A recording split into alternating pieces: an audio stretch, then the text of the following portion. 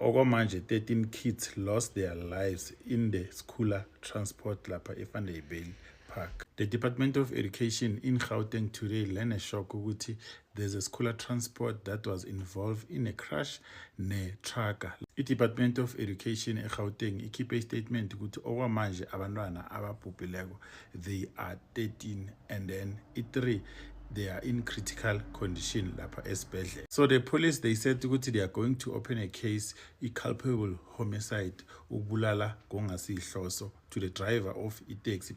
This is very sad, guys, because like ngibona people are so like bayamangala ukuthi how can this Schooler transport ilayishe abantwana that are almost over the limit ye-taxi. We all know ukuthi ama-Schooler transport abalayishi the number le assign ukuthi bayilayishe like the 14 passengers. They overload ama-Schooler transport lawa abalayisha ngawo abantwana. In this case, mina, I don't know what can be done. Let's talk in the comment section. Like, situation afana nalawa, how can they be prevented? Because abo malume siyabazi ukuthi abalayichi the correct number. They overload these taxis. So as a South African, don't be surprised ukuthi why bekalayisha overload.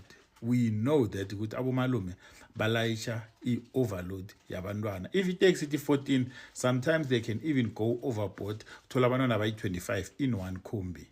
But it is very sad, guys. We saw Panyaza Lesufi. He was also at the scene. Steve Mabona, he also commented about the incident. So mina from me ngiti to the family, to the friends, and as well as the teachers, to Tuzegani, and as well as nalabandwana kwangathi moya yabo ingalala ngokuthula, guys. It is very sad. This is like a tragic thing eyenzekile lapha in the Vanderbijl Park. Let's meet in the comment section with how can such incident be prevented in our communities.